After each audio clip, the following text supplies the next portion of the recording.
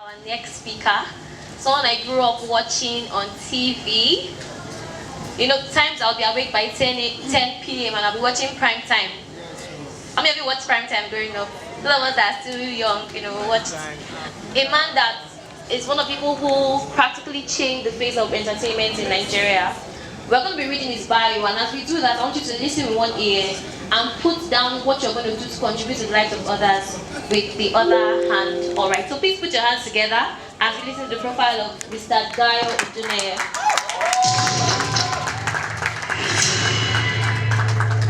Dayo Adeneye has played a significant role in the rise of Nigerian music.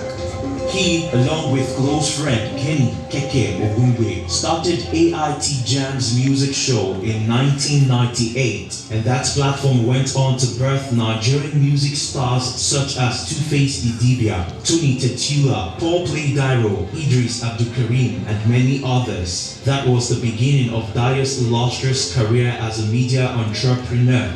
He left media to venture into politics in 2015. Currently, he is the Commissioner of Information in Ogun State. Ladies and gentlemen, please make welcome Dayo Adeneye to the Success Stories Theater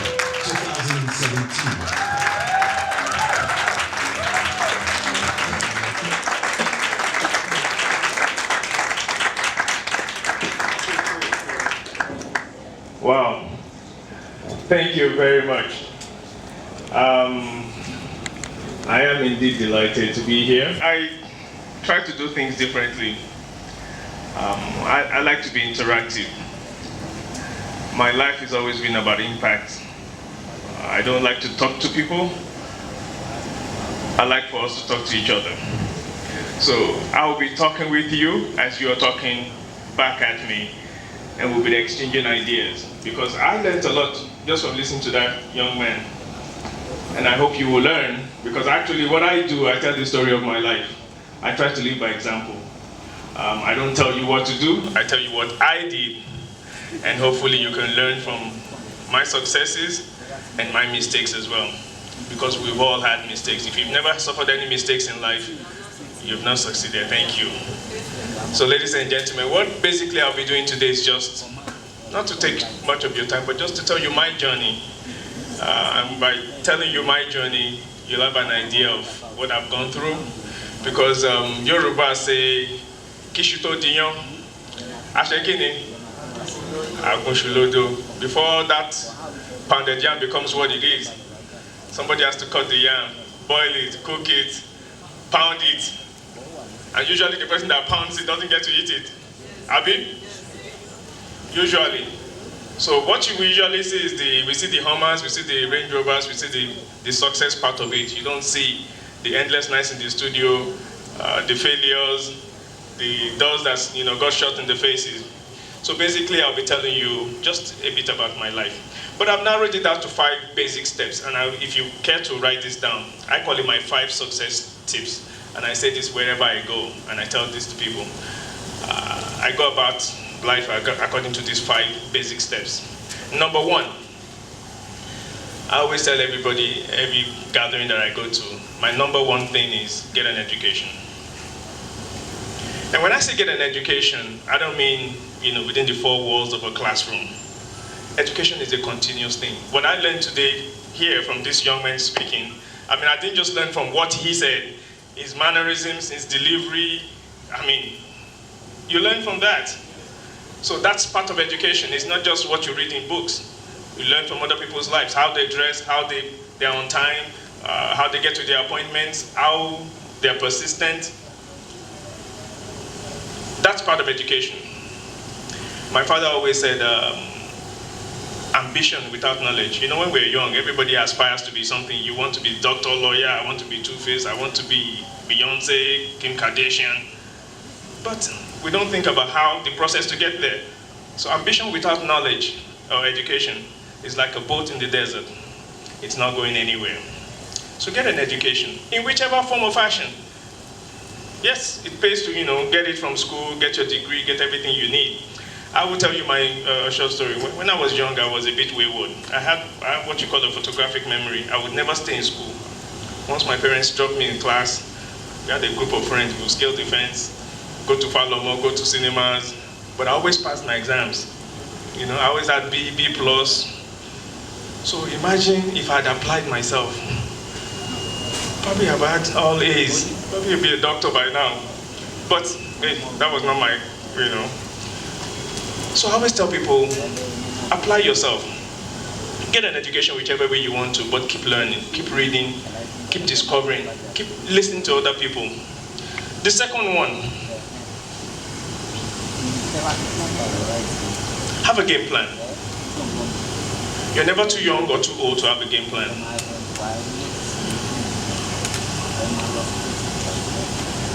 You should have an idea by now, at least people of your age, where you want to go in the next 5 years, the next 10 years, what you want to be, where you want to be. You should have an idea. Most people will say a business plan. I don't call it a business plan, I call it a life plan. At 21, I want to have 1, 2, 3, 4. At 25, I would like to be married, all things being equal. But you know, in this world that we live in, especially Nigeria, nothing is ever equal. You're always swimming against the tide. Have a game plan for your life. Where do I want to be in 2 years? Where do I want to be in 5 years? What kind of wife would I like to have? What kind of business would I like to own? Where would I like to work? How am I going to mentor to somebody? What kind of mentors would I want to have? All those things should be in your mind when you start to formulate your game plan. And I always say you're never too young or too old to have a game plan. And whatever that game plan is, whether you decide to be a doctor or lawyer, be the best at it. When we were younger, we didn't have a choice as to what we read. Unlike you these days, you can read information technology, you can read computer science. When we were younger, the parents would line us up. You were architect, you were mark accounting, you were a doctor, and that was it. You didn't have a choice. And by my luck on the draw, I got accounting. And I had no choice. I knew I didn't want to be an accountant, but was I going to tell my mother that? My mother would have moved out the next day. So I read accounting, but in my mind I just said, accounting. But my game plan was, let me satisfy this man, because I still live in his house. And when I get to that bridge, I will cross it. So after my first degree, that's where I met Kenny. And we were roaming around the streets of Hollywood. We lived in Hollywood at that time. I had a very good job, an accounting job. But we lived in Hollywood. So everything around us was entertainment. We would go to this supermarket, you would see Evelyn Champagne King, you see Eddie Murphy. You'd go to buy wine, you would see, we're just superstars everywhere. And we sort of got to mix with them, saw how they impacted, society around them. And I said, wait a minute, half of these things these people do, if we go back home, we should be able to, if we can achieve 50% of what they be able to make a difference in Nigeria. And that's how our game plan started. Like, wait a minute, we're not going to stay in this country, we're going to go back home. But of course that time, it wasn't a good idea to come back to Nigeria. There was nothing to come back home to. My parents almost disowned me. I came back to Nigeria. As a matter of fact, when I got back and we went to Ray Power to start Ray Power, my father called my mother. Omore, see Monalisa America. Olo Mashe music. He told my mother to pack out. I sent your son to America, he came back, he's doing music. And at that time, music was for dropouts. Anybody that couldn't survive in life went, to do music. And I came back and I said, I want to do music. My father said, I told my mother to pack out. I sent money to you in America. But that's where your game plan comes in, you stick with it. We saw a vision that, nobody else saw. Or at least we were naive in that we believed in. Wait a minute. There's a population of 170 million people. If we can market something to 10% of them, you'll be okay. And that was the game plan. But we really didn't know how we were going to get there, to be honest with you. That's why I prefer to tell my story. How did this happen? Yes, we were working at Ray Power at that time. We were just working. If I tell you my salary at that time was 17,000 naira a month, barely enough to survive by, but we were doing something that we enjoy doing, which leads me to my next point, but I'll get there in a minute. We were doing something we enjoyed, and that was part of the game plan. I always told myself, I've always prided myself that I will do something that I enjoy. I don't do anything for the money. I thank God that He blesses me with whatever I do, He puts food on the table. But whatever it is that you're going to do in life, find something you enjoy doing. My father would say, find something you enjoy doing, you never have to work a day in your life. When we worked at Ray Power, believe me, I worked for 7 straight years. I didn't have a day off. I didn't realize it until the day I quit. Then I slept for 3 months. Really, we enjoyed working there so much that it didn't seem like work to me. We were just having fun. We were just 2 young men having fun, but we were setting the foundation for what was to be Kenny's music and prime time and what have you later. So, the second thing, like I said, have a game plan for your life. Have an idea where you're going. Number 3, be an optimist. Be a what? It is very, very important when you live in this country we call Nigeria. Because everywhere around us, there's negativity. And nothing is as contagious as negativity. It kills, it drowns. It kills dreams. Because if we form 4 groups now, by the time we have 2, 3 conversations, next thing you hear is, traffic, I know yesterday the NEPA, it will drift towards the negative side of life. And what I normally do, I just walk away. Avoid pessimists. Because some people only see the glass as half empty. If you put a glass here now, and you fill it with half a glass of water and I give it to you, you might say, thank you, Egbon, Esheo. She might say, so your perception also determines how successful you're going to be in life. And we Nigerians, we tend to be very pessimistic. We don't see the glass as half full at all. We always see the negative side of everything. And that also affects how we approach and how much effort we put into the things that help us to succeed. So be an optimist, always. It helps to determine whether you're going to be successful or not. I always tell people, when I heard the story, what is the name of this bread company? The one that used to be on Allen Avenue? Big Trees. Big Tree was in Ibadan now. And how many know the story of Big Tree? I'll tell you quickly. Big Tree was founded by a Chinese lady who came to Nigeria because she was duped by a Nigerian of what? Was it $500 or something like that? Nigeria went to China, did some business, took her goods, and didn't pay, promised to pay her, didn't pay her. So she came to Nigeria thinking, Nigeria, I'll be able to find him. Guess what? She landed in Nigeria. The little money she brought, I think maybe about $50.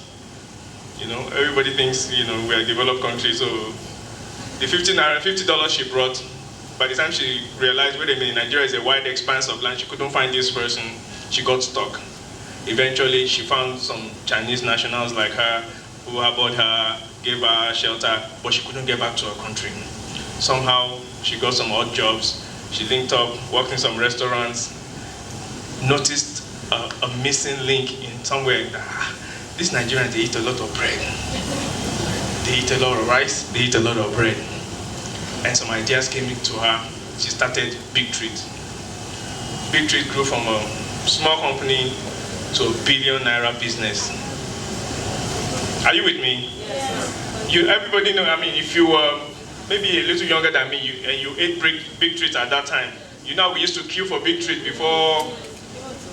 So you imagine how misfortune turned into what for her? Opportunity. If I had never left America like with Kenny, I might not have been D1 today. If I was not pushed out of Ray Power and AIT, I wouldn't have founded Kenny's Music and Prime Time. Are you with me? So sometimes bad things happen to you in order for doors to open. Yeah, sometimes you have to keep up good to get what? To get better. It's that MTN advert. Believe you me, it happened. It's the story of my life. So when bad things happen to me, I just smile because I know God is presenting me for. When I ran for the House of Assembly and they say, I think what about some politicians? I say, you just wait. My God is the God of, he will do it, don't worry. Let me know, Mojo, because it's not by me. what are you doing? Come and see the governor. We are swearing you in tomorrow. But you must be an optimist. You must persevere. It's not how many times you fall. It's not how many times you fall. You must continue to get up. A man is not down, he's not out because he's not down. It's when you refuse to get up. That's when the knockout is, Abi. It's when they count to 10 and you refuse to get up. That's when it becomes a knockout. So you can fall as many times, but as long as you keep rising, you keep pushing, and you keep driving forward, continue to be an optimist. The next one. Be prepared to work smart. And I say smart because most times, they will tell you work hard. When we were growing up, you have to work hard. But I've since learned, I'm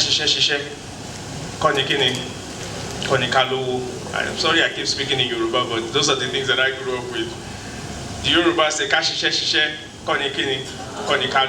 that was the case, that means it's not how hard you work. If it is by the strength of your work, then Allah will be the richest people. Have you seen how hard these people work? These people who carry load. They carry heavy duty load all day from 6 a.m. to 6 p.m. For how much? And somebody sits in the bank somewhere, signs a couple of documents, and billions are moved. I remember the day one day I met Gaben Bruce, and I shook his hands. Wow, his hands were so soft. And I said, Gaben, it's like dipping my hand in butter. Your hands are so soft. He said, I did one. Mo your leg on. I sell my brain. I sell ideas. I can't lift anything. I sell ideas. And he had just gotten out of his Rolls Royce. So he said, that thing stuck with me.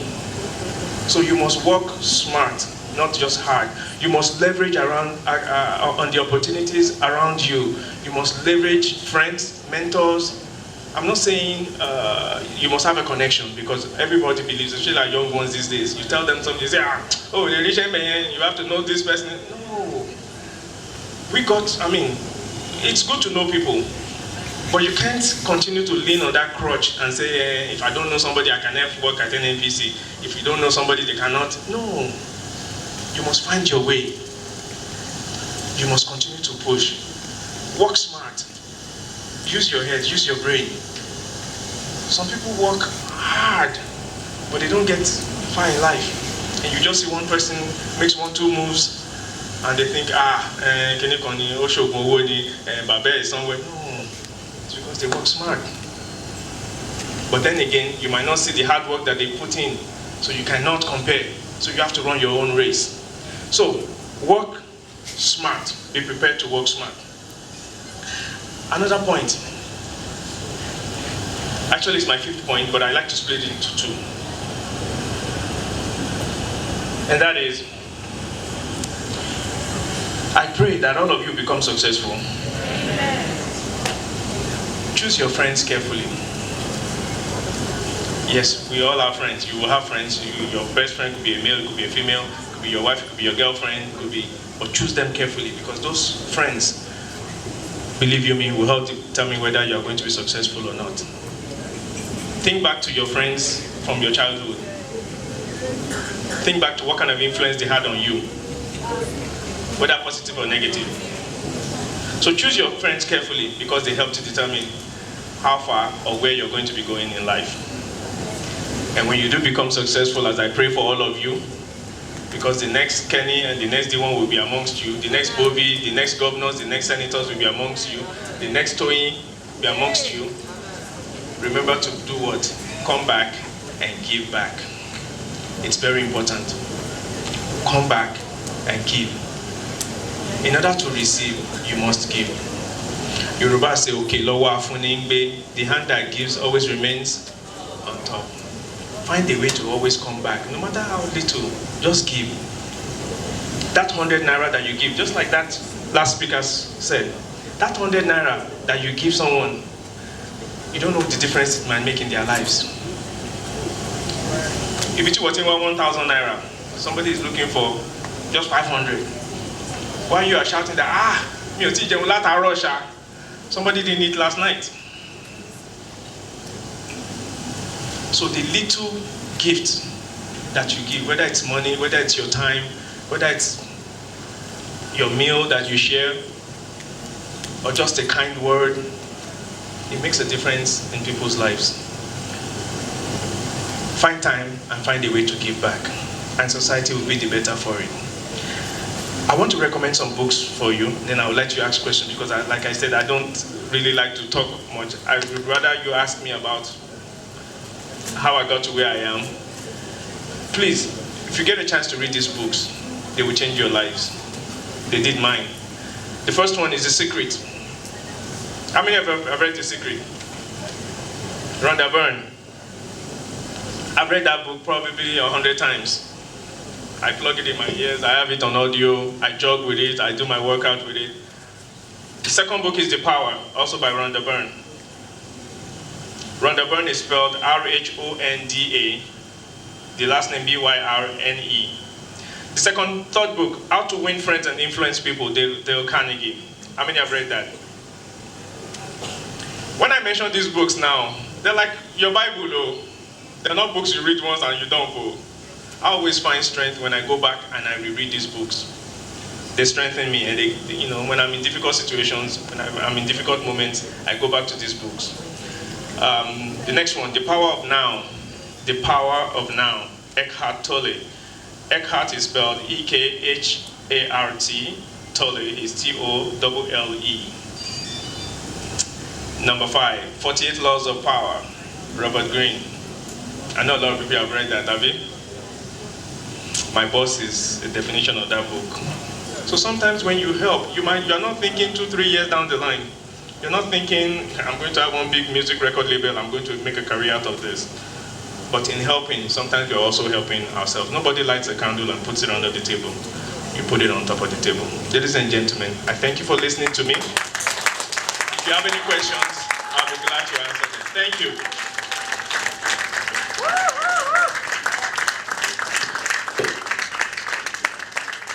Does anyone have any question? I don't want to take. You have a question? Okay. Toyin, I'm sorry to take. Please, I have questions. Good afternoon, sir. I want to say very big thank you for coming. And I want to say very big thank you to TopNaija for bringing this together. Actually, my question is on finding your values. The process whereby you're trying to find your values and you realize that you can do so many things and you're very good at them. For instance, now maybe you're good at speaking, motivational, or a life coach or whatever. You're good at MC, you're good at, but you need to pick one because these things looks varying kind of, or in other fields like that. How would you, or how can you really get that virtue, that real virtue or value that you can give out to the society instead of just gambling in and out of? That one is very simple. Just pick the one that appeals to you most, the one you're most passionate about. It will drift to you naturally. If you're a gifted speaker, the problem with people is we look for what makes money. Which one will make, the bandwagon effect. Everybody's rapping. Olamide is successful. I mean, only rap. Comedians are making a ton of money. Me too, I'm funny. But if you find something you're passionate about, and if you're honest with yourself, and you're in your moment of zen, what I call your moment of zen, when you're calm and at peace with yourself, it will drift towards you. You won't have to struggle with it. Grass doesn't struggle to grow. Birds don't struggle to fly. Water doesn't struggle to flow. Just be in your moment of zen. Money comes, it will come. I've never chased money in my life, and I'm serious about this. So the 7 years that we worked in Ray Power were the happiest moments of my life. But when I look back, I was so broke. I sold from 4 cars, I sold to 1. I didn't even realize it. I moved from a 3-bedroom brand new apartment to a 1-bedroom in a good meta. I didn't realize that. Wait a minute, my stock was, but I was happy. My wife even left me. Because I was broke. And I didn't realize it until one day. I'm going to tell you this short story. Until one day my father came to the apartment. He said, he was going, he said, I need money. I said, what is on sir? He said, my friend, don't play around. D1, they've not paid Kiniko. My friend, go in your side of the room. Sorry, sir, I'm serious. I really don't have money, You don't have money. Only they are owing us 7 months. I told some woman from low. And I will curse you. You that I paid dollars to go to school, you can't give me money to. No. He said, go and resign. I said, sir. I said, but I'm the MD and the director of marketing. Go and resign, my friend. I really didn't realize that I was broke until that day the man came and asked me for money. And how much was it? Maybe 2,000 just to, go, or mommy for me low. That's why I wait a minute. Me take 5,000 account share. And that was how he said, go and resign. And I was dodging him. I didn't know that my blessing was going to come from that resignation. I was dodging the man. The man said, don't come. I went to visit. He said, don't let him into my house. So, have you resigned? I said, no, sir. When you resign, then you can enter my house. And I was thinking that I'm already a star on radio everyday TV. I should go and resign. But the day I resigned, that was the day my peace of mind started. I slept for 3 months. Me tell you, in the morning, me and Kenny will go and buy a wagon with bread. We eat. In the afternoon, we eat and buy. I was carrying plate myself. I was doing one. What did I get? We go and buy the amala. Even boys I went there buy it. No, not worry. What's my shame in it? Guess who called? And I will tell you this other story. Ben Bruce called 3 months after. Kenny and Diwa, where have you guys been? Ross, we just chill that we will soon go back to America. We go back to our job. We say, no. You boys have to be. Come and see me. We went to see him. He said, what do you guys want to do? You guys are. If we can get 1 hour in NTA your show, just give us 1 hour. We'll be doing our program. He said, no. We called their director, said, give them prime time. They gave us Saturday, 8 p.m. It was like we were printing money. I made so much money. I've never seen that kind of money in my life, Bovi. You know. Within 3 months, I don't land. 2 months, Range Rover. He now called us after about a year. He called us to his office. He said, do you guys know why I called you? I said, no, just maybe. Say you remember, he now gave a reference. It was some years back. Kenny was MD, I was marketing director. We just found him walking the walls of Ray Power. That time he wasn't even DG NTA, then he didn't even have reading. He used to package his Bonvita breakfast programs on TV and radio, and he would buy airtime. It was a 3-hour package of cartoons and everything. So he was looking for airtime, and the market people were running him around. They wanted the gunje. So being half Oyibo, he didn't want to give them. So they kept sending him back and forth. So we just ran into him. We remembered him from the days of those concerts. He used to, I got a brain. What did you want? He said, I want airtime. Can he just sign? We didn't even ask. He just signed. He said, that's why I called you guys. You guys have forgotten Abi. We said, so you see how help, some 7 years, now turned into fortune for. You see what I'm saying? So the little help, it might not even be you that will be the beneficiary. It could be your child. That somebody say, who's your father? You say, you might not be there. You might not even remember. We had forgotten. That 1 hour that he gave us, we were on that NTA network 8 p.m. for like 2 years. So it was like those 7 years in farming just came back. So that's why sometimes you just have to persevere. You have to wait. You have to wait on God and the universe to bring everything. But our people, we are impatient. If you, because David don't hammer now, you give me not smash 2 singles, you can give me not hammer. Forgetting that, sorry. I mean, hello me, carpenter and he go hammer. Yeah. Are you with me? This job of music has taken me everywhere, and I thank God, and I'm not bragging. I've interviewed presidents. The only living or dead person now that I didn't get to interview that I wanted was Muhammad Ali. I interviewed Beyonce to Michael Jackson to just treat the same music. So if you are patient and you persevere and you are good, just keep doing it. So, my brother, the answer is very simple. It will come to you. Just don't rush it and don't chase the money. The money will come. Bovi will tell you. They will call you. But our young people now, no, life, nothing comes easy. For 7 years. The day I woke up and said, wait a minute, my salary is 17,000 a month. Kenny and I, we didn't even know. I didn't even know they were owing me 9 months. I was just working because I enjoyed it. Me, Sherry, my wife had left me. She took the child and went back to America. Me, I was still working. I was just 4 a.m. Multi-day power, attention program, ultimate morning show. Did it to 10. Then I will come and market, blow MTN, Guinness, go back at 5 p.m., do power play from 5 to 10 p.m. again. 11, they will now go and drop me at my house in the Butemet. I'll get some 12, 1. 3 a.m., they will come and pick me again. And I did that for 7 years. My sister, don't believe me, got married in this same Lagos. I didn't go to the wedding because I was working. That bad.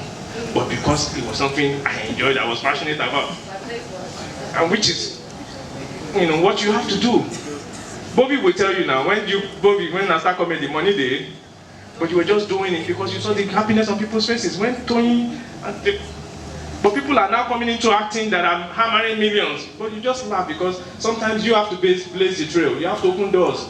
But you can't, the bad belly, because that's the way God creates it. Are you with me?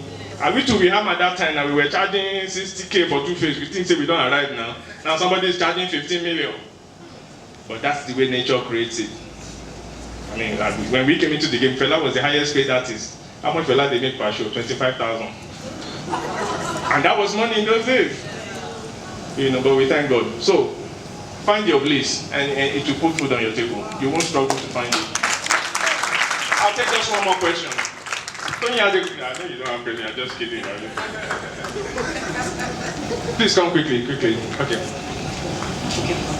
Thank you very much. Good afternoon, everyone. My name is Toyin, and I must say that I'm very, very excited to be seeing you first. I've never really, known you. I just know Primetime and all that.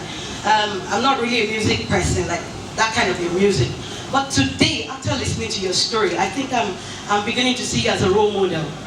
Now, there's a lot to that, because I'm seeing you beyond the music thing. I'm looking at a youth development coach. I'm looking at someone that the youth will just look at your story. I'm not interested in the music part, but your story alone is in fact, something is living inside of me.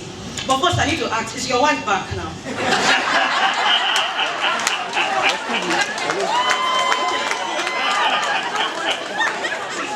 All right. Now, very quickly, I'm going to make it very quick. I need your help, sir. And I need you to help us. I need you to help our generation. I was watching TV recently, and I realized that flipping through the channels, all I was just seeing was Davido, Whiskies, and all of that. Ice Prince. And all of that. I don't know their names. But the truth is, I want something more. I want a youth development show. I want a show like this on TV.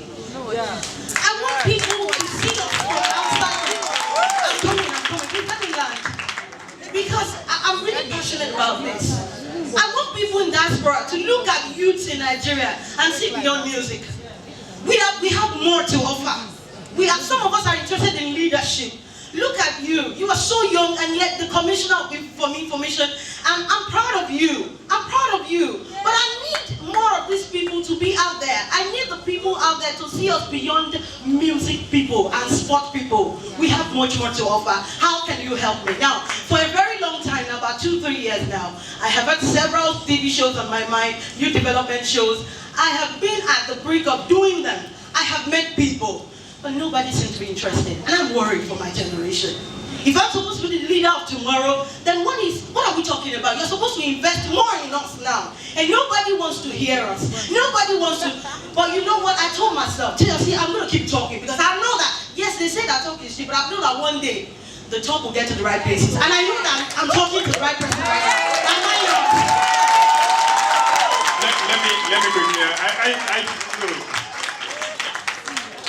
Look, Jerry, Momanko we go, but because of our non-Yoruba speaking people, I'm trying to curtail. Somebody asked whether my madam has come back. The position is not vacant.